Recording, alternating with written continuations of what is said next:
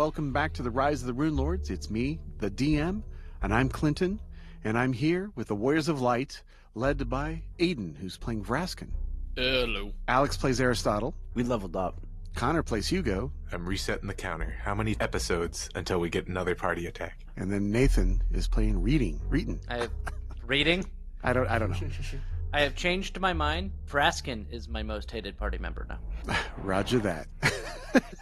Okay, so after a night's rest in the Vekker cabin, nothing attacked them overnight except for a bad dream that Vrasken woke up from, but no worse for the wear. What are you guys going to do today? How are you going to find the quest you've been sent on? One of these Vekker brothers has appeared before you as a ghost, has sent you to retrieve his brother's bones and bring them back to the cabin. What do you guys do? I was just planning on walking north. That good? I'm just gonna walk north, guys? This seems a little reckless. I have reckless abandon. Yes, you do. Makes sense.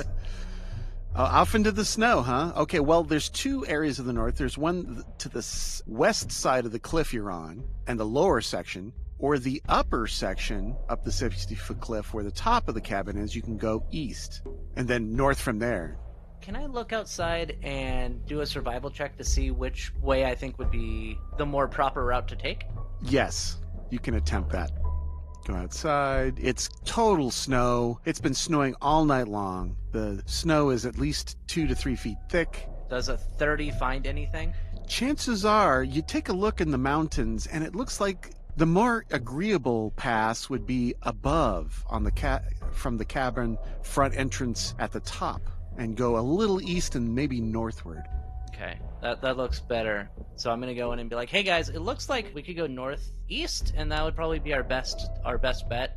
I mean, we all have flies, so that would really help too. So we could kind of fly over the mountains, and that'll be probably safer than trying to climb those mountains, especially for someone like Aristotle or Hugo. I'm not a climber.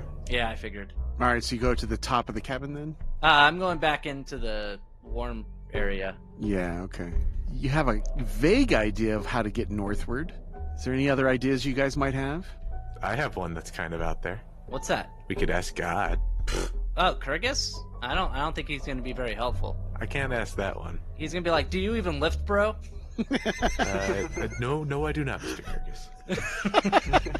Hey, wait, no, this is going all backwards. I ask the questions and they give the yes or no answers. That's right. Oh, okay. All right. So you begin the 10-minute casting time. Yep. Start concentrating and doing his whole...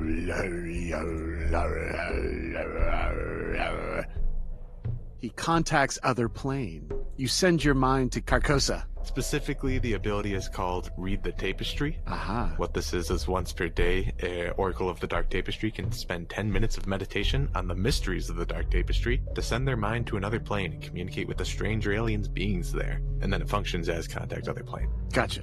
Okay. While you're doing that, Aristotle is also going to do what he said, and he's going to bust out a smoking kit and pack it with some flay leaf. Roger that. Is that how you contact other planes, Aristotle? You bet. All right. Well, contacts with minds far removed from your home plane increases the probability that you will incur a decrease in intelligence and charisma due to your brain being overwhelmed. It also increases the chance of power, knowing the answer and answering correctly. Okay, so what you got to do is send your consciousness into the... What was the name of that plane again? Carcosa. Carcosa.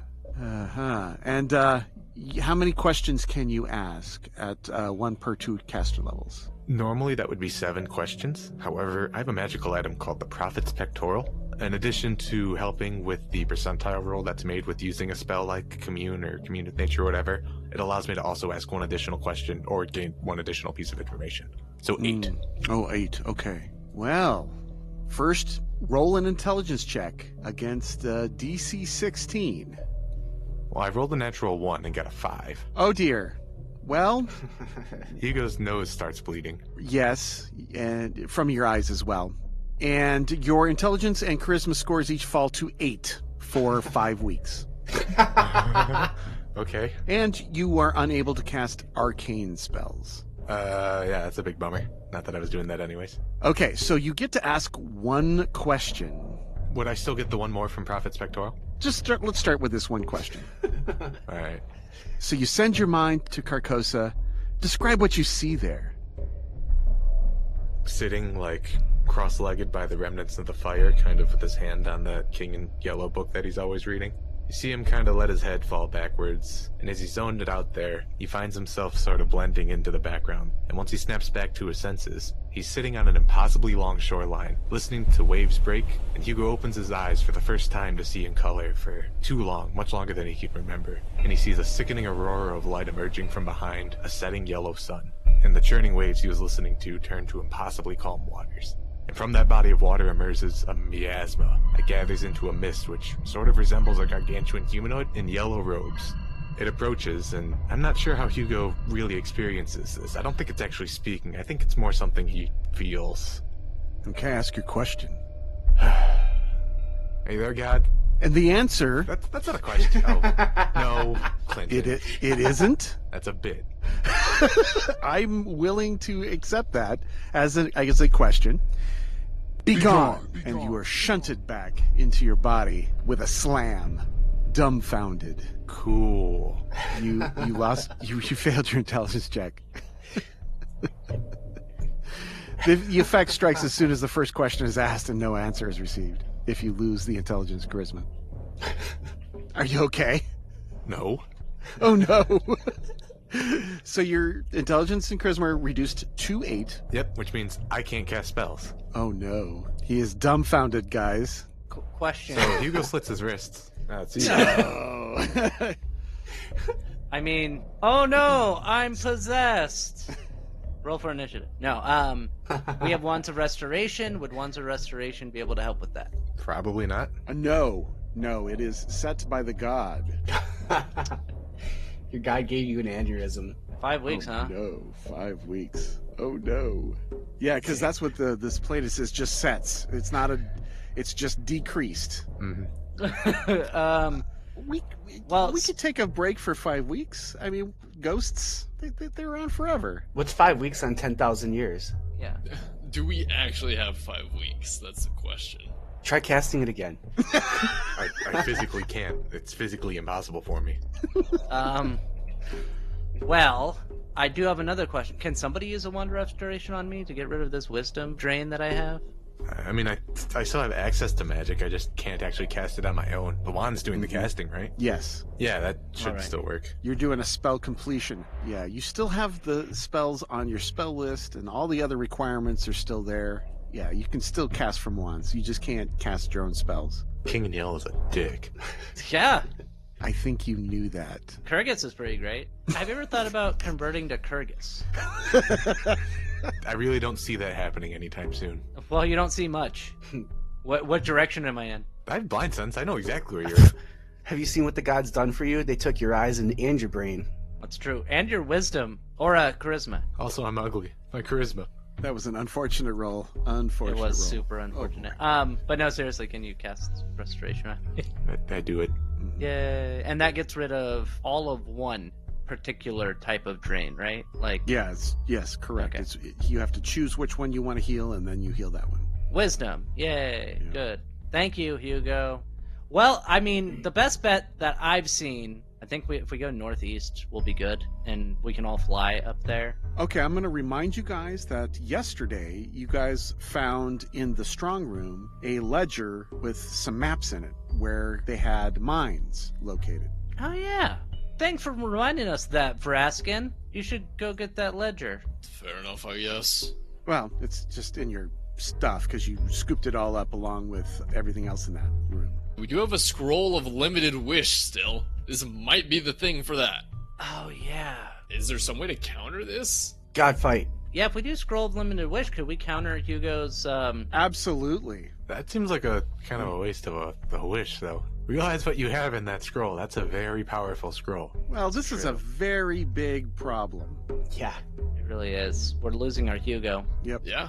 I mean, I think ungimping our healer Is it a good idea? / one of our other casters isn't a bad call.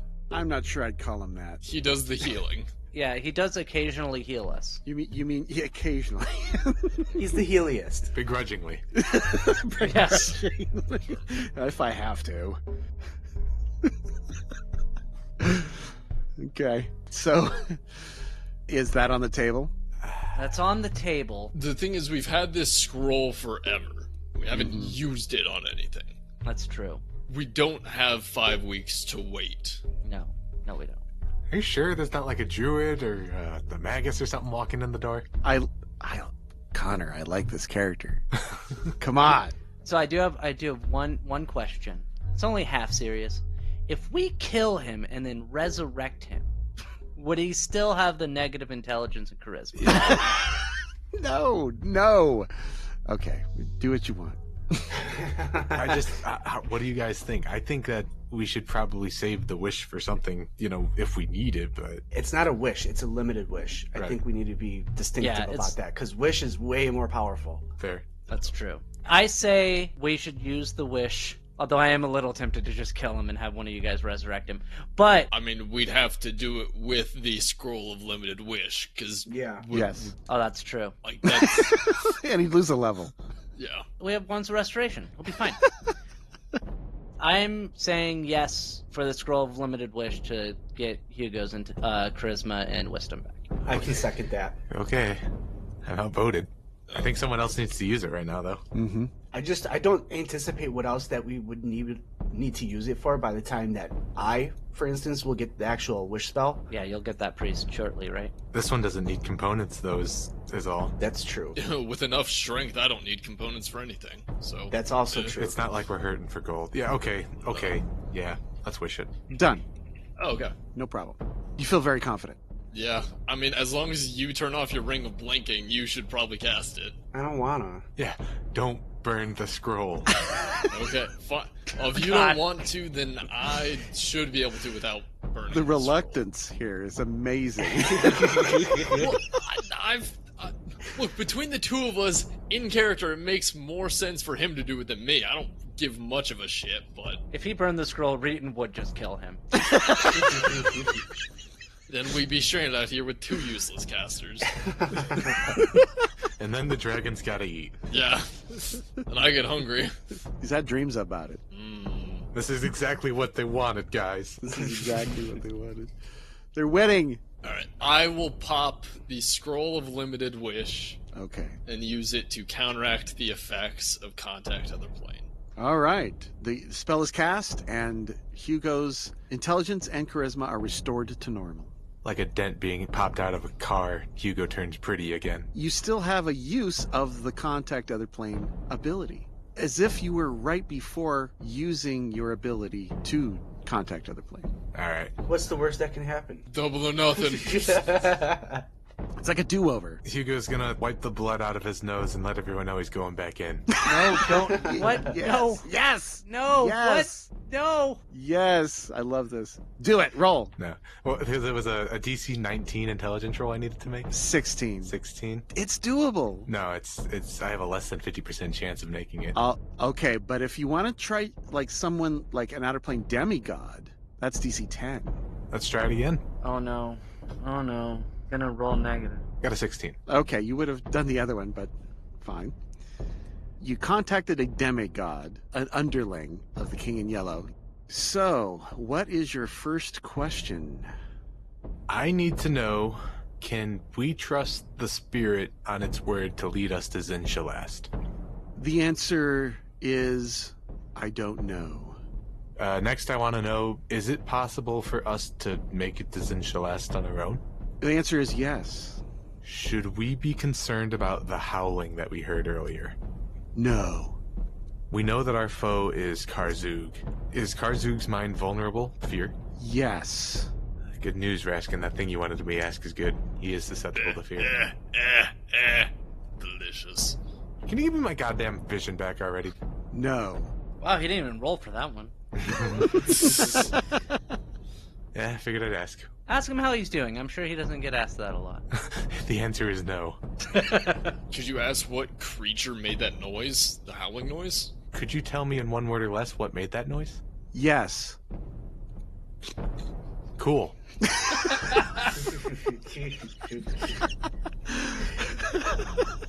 What made the fucking noise? Ah. Wendigo. Oh shit, guys. No. What's a Wendigo? Knowledge planes. Okay, that's a DC 32. I got a 37. Okay, so a Wendigo, there's a lot to it. Essentially, these are beings of ancient evil. They haunt the minds of mortals, driving them to desperation and ultimately cannibalistic madness. They enjoy whittling down prey before they strike, trailing victims for days, even weeks, while plaguing their journeys with nightmares and foul weather. Hey, that sounds familiar. Mm-hmm. Well, that explains exactly what we've been dealing with. These are native cold outsiders. So they're native to the plane, but they're still considered outsiders. And then you get 2 questions. Let's go. Weaknesses? Yeah, weaknesses. Vulnerable to fire. Okay. Gotcha. And then supernatural abilities. Wendigo psychosis. It's a curse they can afflict upon people through, let's see, usually through their nightmares, maybe through their howl. The curse, when placed upon you, drains your wisdom, and when your wisdom reaches 1, you seek an individual of your race to kill and devour. After completing this act, the afflicted individual takes off at a run, and in 1d4 rounds sprints up into the sky at such a speed that your feet burn away into jagged stumps. The transformation into a Wendigo takes 2d6 minutes as the victim wind walks across the sky. Once the transformation is complete, the victim is effectively dead, replaced by a new Wendigo. True resurrection, miracle, or wish can restore such a victim to life, yet doing so does not harm the new Wendigo. Yep. Wendigos. Fuck Wendigos. All right. Well, so boys, I think what we need to do is we need to hunt a Wendigo before, because it's said that he's going to be hunting us for days or weeks, right? That's what you said, Vrasken? Yes. Let's go hunt a Wendigo, boys. Sounds fun. Yeah. Keep haste ready, Aristotle. Oh, I have boots of speed. Well, no, but yes, if you cast haste on all of us, I can get 4 attacks. Oh, that's right. You want me to help you. Okay, so you guys pour over your notes and look through the journal, and you see the map where it seems like there's a trail leading from the cabin to the various mines they have along the path northward. So there's apparently a path in the snow. Perfect. And also you note that one of the mines is about a mile north. Well, that's probably a great place to start. Let's go to the Wendigo mine, guys. Do you want me to roll a survival check to make sure I can find that? Yes. I rolled a 31. You definitely think it should be on the north or the east side of the cabin coming out of the front porch. The trail leads off of the front porch from the top cabin and heads off towards the north. All right, follow me, boys. We're going north. Okie doke. So everyone travels northward, bright and early in the morning. Actually, it'd still be very dark because you guys only rested for a couple hours. 4 hours? Yep. 2. Oh, yeah, 4. Yeah, 4. 2 each. Yep. 4 for everyone? Yeah. Would we want to wait until morning? You guys see equally well in the night or day. It's so snowy. Yeah, Oh. that's true. Is it still storming? Yes. Okay. I'm going to hop on my magic carpet and just kind of float northward. Inky black wings jump out of Hugo's shoulders and he takes flight. Okay. So 2 miles a day. So you could do it in about 4 hours. So that would be 4 checks for everyone for cold. And then you get started over, so it's DC 15, then 16. Son of a bitch! I'm pretty sure Hugo's still got Endure Elements till this evening. That's a 24-hour spell. Would you say that I need to re-up that? It's a first level spell. I can do that if you want. No, it's fine. I rolled a natural 1 on my fortitude save. Aristotle got a 32. 18, 25. Sorry, I didn't know how many of these you wanted at once. Just one at a time. Okay, 18. Okay. Everyone takes a die 6 of damage. So everyone takes 2 points of damage, and then Reetin takes a die 6. And you are considered fatigued until you get warm again. Okay, well, I'm used to it. I class Flame Strike on Reed. That's not the right kind of warmth. But I like what you're saying there. I like the thought. It's about time somebody in the party attacks Reetin for once. Right? Since I'm blinking still, I'm going to take 1 damage. Okay, I agree. And, all right, next hour. Okay, cool. 25. Okay. Aristotle got a 34. Wow. 32. Wow. I have a base of 5, and then I have a cloak of resistance, and my familiar gives me an additional 2, so it's 5 plus 7. And then my modifier adds an additional 3. What is your familiar? I forget. My familiar is tattooed onto me. He's never been brought out before. But for just so everybody knows, his name is Rupert, and he is a donkey rat. Rupert the donkey rat. He's pretty chill, like me. I think he runs around on your body. Yeah, sure, why not? Yeah. Okay, guys, I think I'm possessed now. And Hugo is once again immune. Okay, we're good. All right, everybody's safe, but everybody takes a dice 6 points of damage anyway. 4 points. Okay. Again, I'll take half. Next hour, be 3 points of damage plus a fortitude save. 30. I rolled a 22. Aristotle got a 17. All right, that's all successes. 17 is what you needed. Yeah, just squeaked by that time. Yep. And the last hour, as you approach and you're going higher and higher and higher, 4 points of cold damage. 29. Natural 20 for 35. Nice. Aristotle also got a natural 24, also a 35. Wow. And I'm going to give him a high five. Same as the barbarian. Amazing. Yeah, isn't it? Okay, Not so when I'm raging. you reach the final Vekker mine indicated on the book at the base of a 2,000-foot tall cliff in the mountains, a mile north of the cabin. The remnants of what was once a well-worn trail tracks through the rugged mountains. The cliff itself is relatively sheer, and for the purposes of searching for the proper ledge, thankfully free of many areas that would qualify. However, it's 2,000 feet up to the top of the cliff. So the sheer cliff represents a difficult obstacle for those who are unable to fly, which all of you can do and are doing, right? I believe that is correct. Yes. Yep. Okay, so you fly to the top. As we're doing that, or before we do that, I want to cast my shorter-term buff spells. Okay, now's the time at the base. Go ahead and cast your spells. That's a good idea. How long does Invigorate last for? Like a potion of Invigorate? 10 minutes. I know if it lasts longer than 4 hours, you should contact a doctor. Probably. Okay. So I'll wait to pop that until we get to the top. Now's a good time. Yeah, that was a good time. It's only 2,000 feet. It would take you just about a minute to get to the top. I will pop a potion of Invigorate. That way I'm not fatigued when I get up there.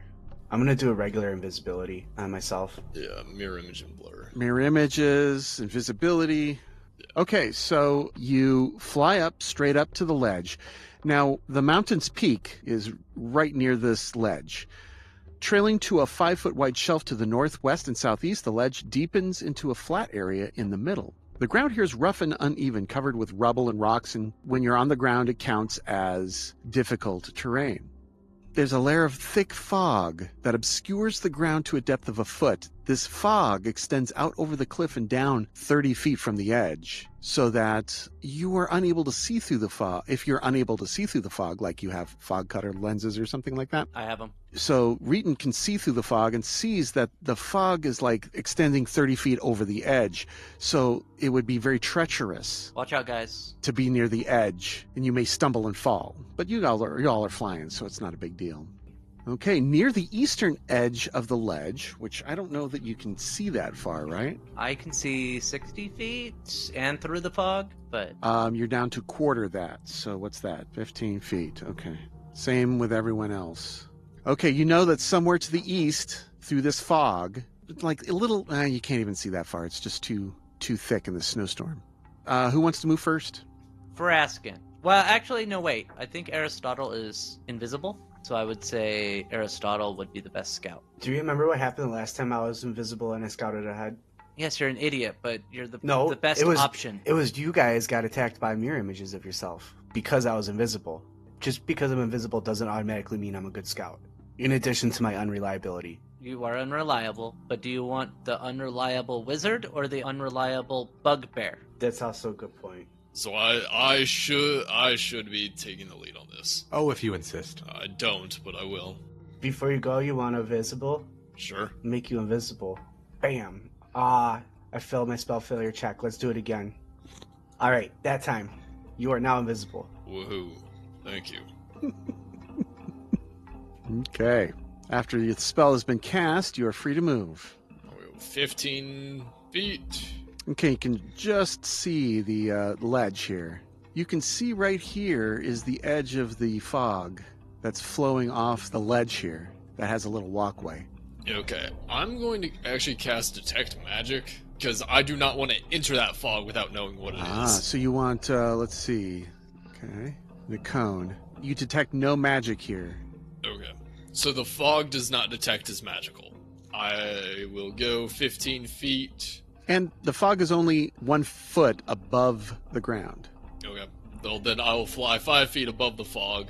Okay, 5 feet above the fog. Roger that. You see the rock wall of the cliff face just to the north of you. It extends about 15 more feet and then opens. Then I will follow the cliff face and go another 15 feet.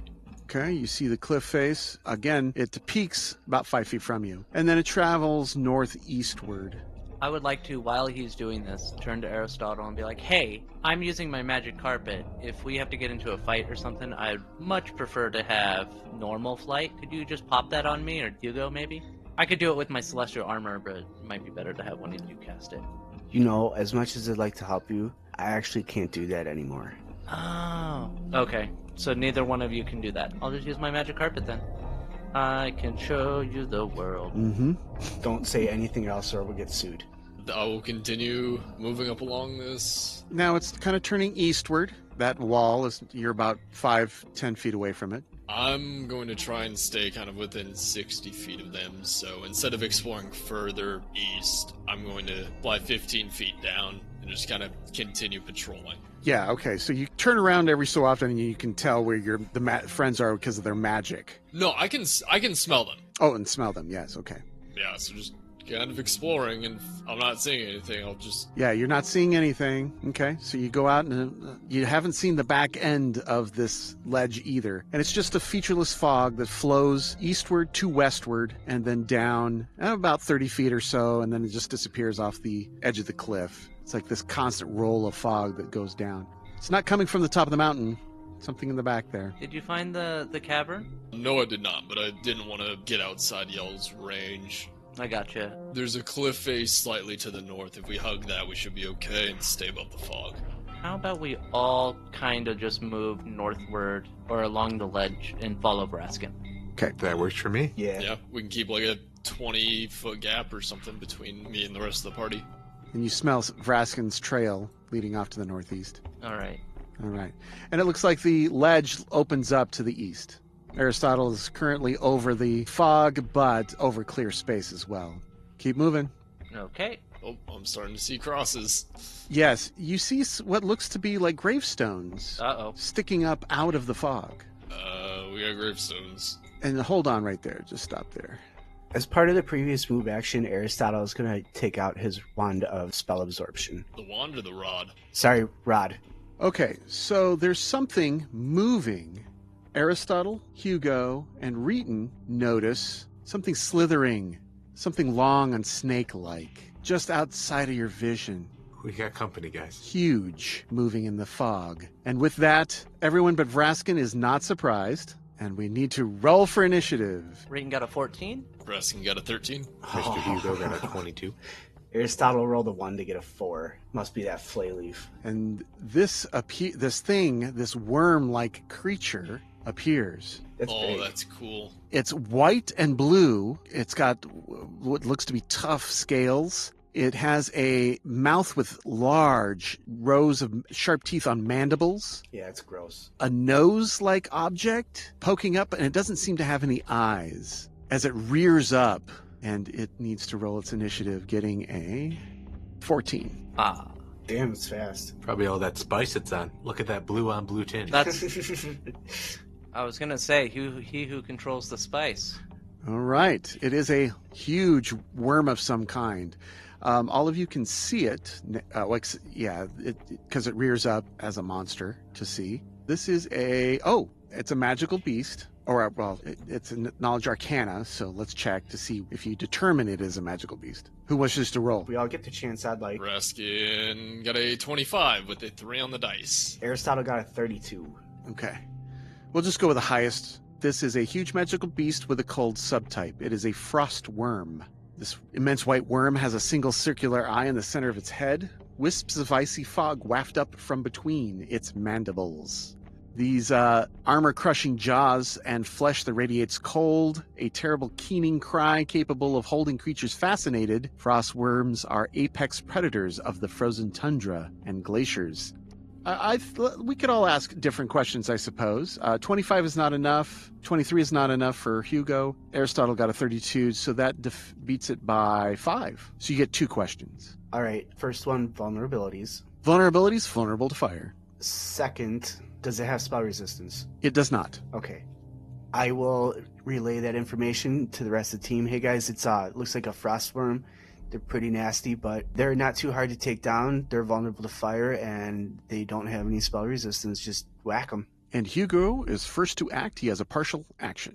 Vulnerable to fire, just whack him. Although normally I'd have a standard action, I have those sandals. Would that give me access to a full round action? Yeah, it operates normally. I'm going to summon a fire giant. That sounds like fire that whacks, right?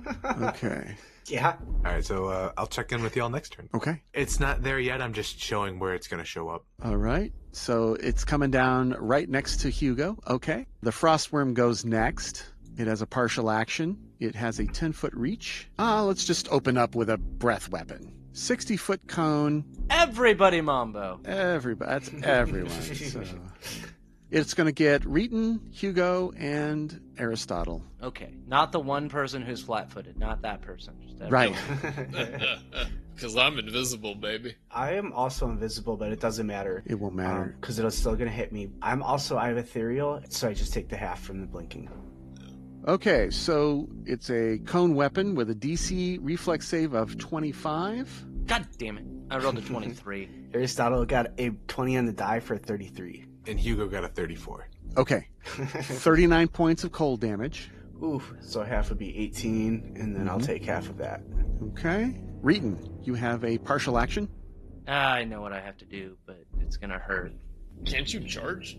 Not as a partial. It's a full round attack. It's a full round action. Well, I know normally it is, but I thought if you only had your standard, you could still charge, but only up to your move speed instead of double. You can partial charge, yes. Just up to your movement. Then I would like to rage. And I have heroism cast on me. Yes, I did. I am going to charge. I am going to do fire for my main and then acid for the secondary. And I'm going to charge. I assume he's going to get attack of opportunity. You are going to be attacked, yes. Okay. I think I haven't activated power attack, so I'll disable that. AC 41. Hits. 52 points of damage. 49. And 4 points of cold. All right. And we'll see what I roll. 43. Hits. For 41 points of damage, plus a d6 of fire, that's 3, and a d6 of acid, that's 1. Disintegrate this motherfucker. Okay. Boom. Yeah, you did about me. It looks like maybe a quarter of its hit points. That's not bad for one hit. All right. Vrasken, you have a partial. Oh, you were surprised. I do not. I was surprised. All right, Aristotle. He's doing lots of damage with his hits, so I think I'm just going to pepper him with some extra stuff. I'm going to see if I can hit him with the Scorching Ray. I do pass my spell failure check, and I have an attack roll for those. First ray is going to be against touch, AC 25. I'm pretty sure that works. Yes, that hits easily. First one's going to be 16 damage. Okay, 16 damage times 0.5 is 8, so that's 24 points. Yeah, and I'm assuming the 17 doesn't hit touch. 17 does. That's going to be 17. Comes out the same. Okay. And last ray is going to be 14 to touch. That hits. All right, another 15 damage, which I think that make 23. Okay, good damage. Yeah, for a level 2 spell. All right, it's now round 1. Everyone can fully act now. Hugo. Hugo finishes casting his full round action, and a fire giant appears right in front of this frostworm. Fire giant appears and he says, "What do you want me to do?" Kill the worm. And it does a full round attack. Does a 40 hit? A 40 does hit. Let me confirm. I think its crit range might be 18 to 20. Nope, 19 to 20. It doesn't crit.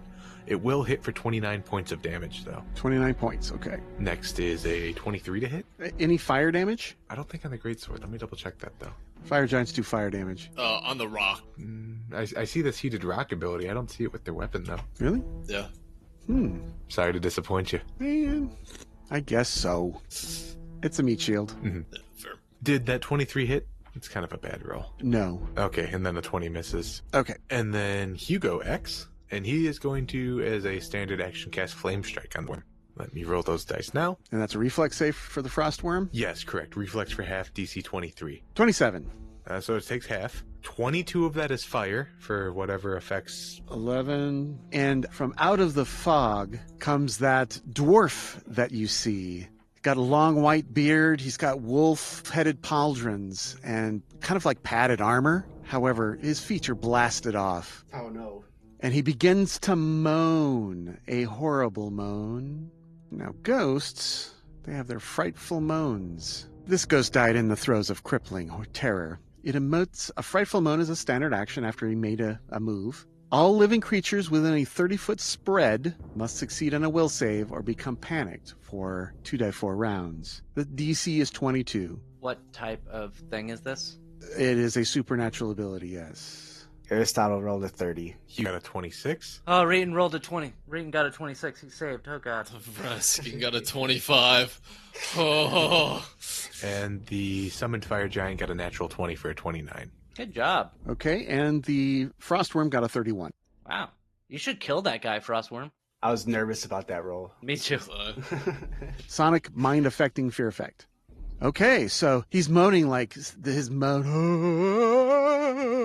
Mm-hmm. Yeah, whatever. The frostworm then just stays right there and does a full round attack.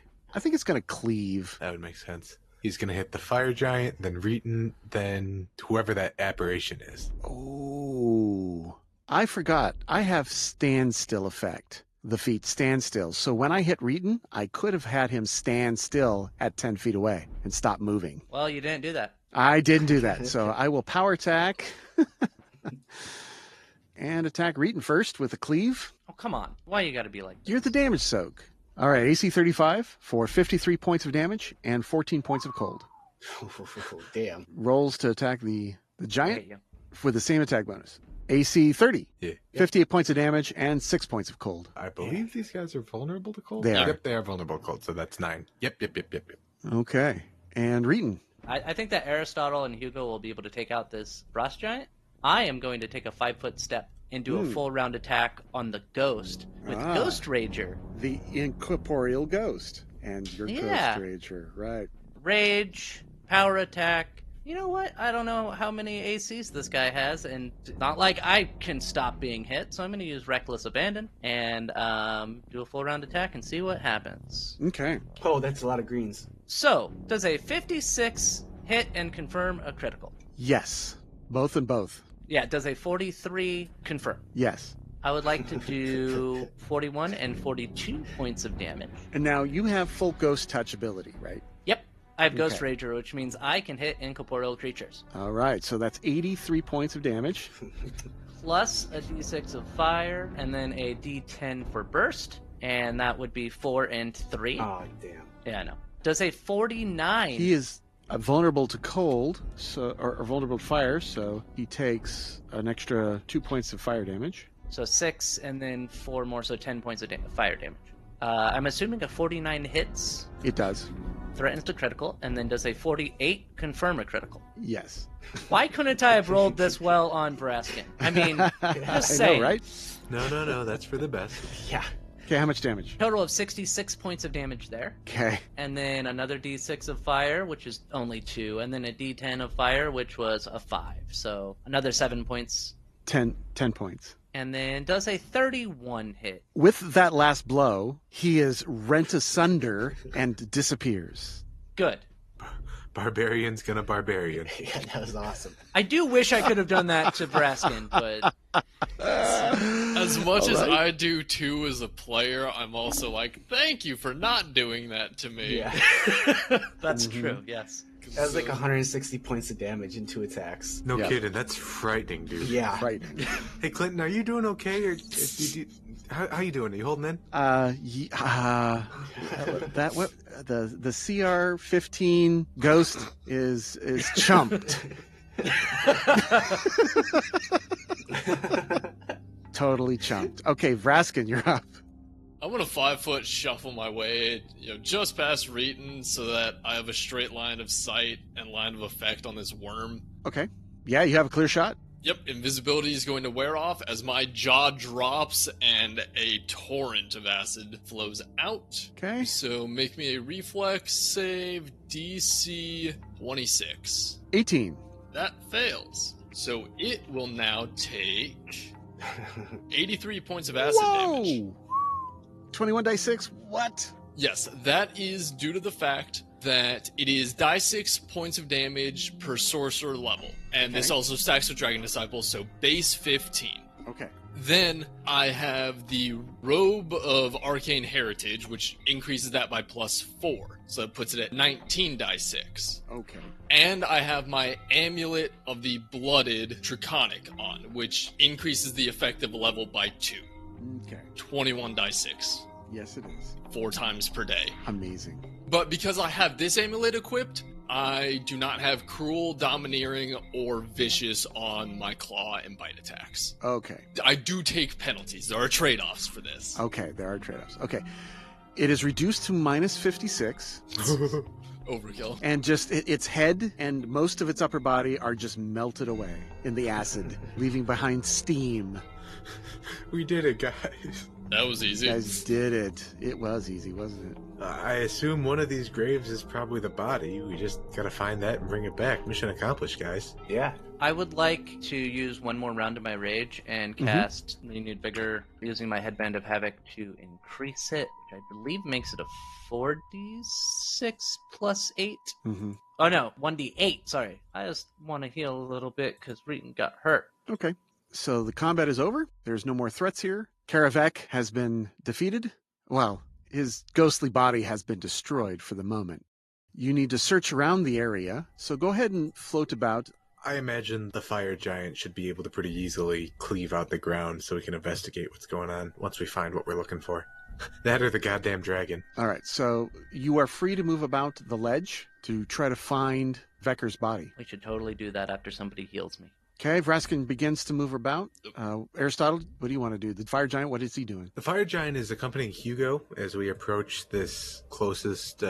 would you say these are tombstones, or is that just kind of representation? What exactly am I looking at? Gravestones? You're looking at dwarven constructed gravestones out of stone, yes. Although they are hastily constructed. Hugo's going to bend over. He doesn't actually know Dwarven, so he's going to ask the fire giant, who conveniently does know Dwarven, to read it. Mm-hmm. The fire giant leans over and he says, "Well, let me see. It says, we've run out of time, and we will see you next week on the Rise of the Runelords. Does that mean anything to you, Hugo?" I could have told you that.